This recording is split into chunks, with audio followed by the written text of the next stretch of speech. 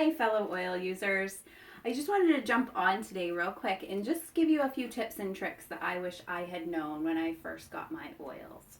Um, each oil has a different thickness. It's called a viscosity, and basically it's just a fancy word for either a thick oil or a thin oil.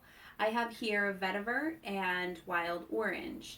The citrus oils, lemon, lime, and wild orange, and the other citrus oils tend to be very thin oils, so they come out really quickly. And then the vetiver, myrrh, and the sandalwood and the cedar wood, those type of oils are relatively thick, so they come out very slowly. When you're using these kind of oils, you gotta have a lot of patience for when you're trying to make those oil blends for your roller balls or in your diffuser. They come out very slowly because of the type of Orifice reducer that is in this bottle. As you can see, you've got a center stem.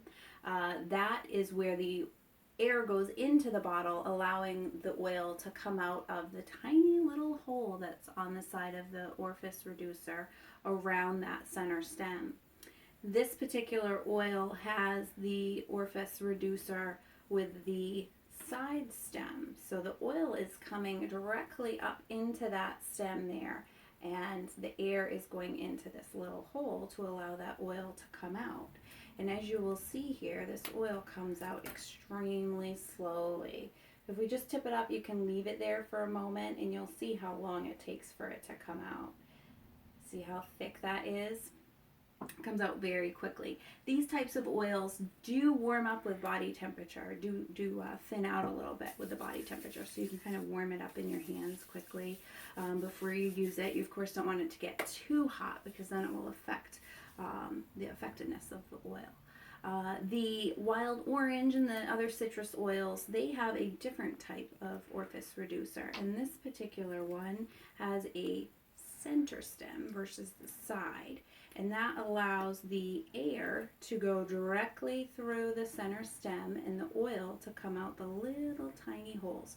My camera won't be able to see the hole there, but when you look at the top of your bottle, you're going to see that there's a little hole, and that's where the oil comes out on these particular thinner oils.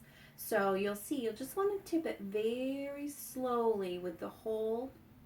If you have it at the top, it's going to come out much slower. If you put the hole at the bottom, it's basically going to create a vacuum and that oil will come out quicker. So those are just a couple of little tips on the different types of reducers and how they come out of the bottle so that you don't over pour. I know when I first got my oils, I over poured quite a bit because it's a learning curve.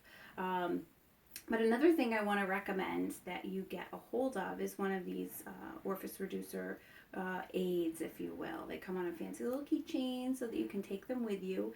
And as you see me do a couple of times, you just tip it right under there and it comes right off. Before I knew this little tool existed, I used to try and do it with my fingernails. I lost quite a few of them trying to rip the top of that off. And it helps you to get it back on the bottle too.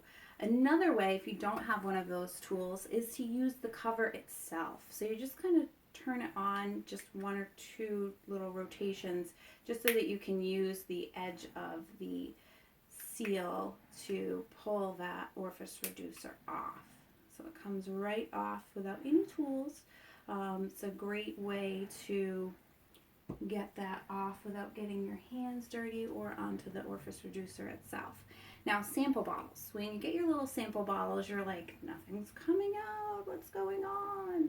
You just take a tap on the bottom of the bottle, and 2 taps equals 1 drop from the big bottle, so that you can get the same quantity and benefit with the sample bottles that you may have.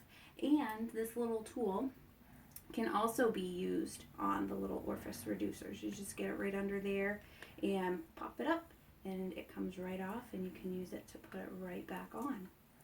So that is definitely something I would recommend for ease of use with your oils. So I hope that you guys learned something new today about the viscosity of the different oils and the different types of oil Orifice reducers that they come with. I hope you guys have enjoyed this little video and have yourself a great day.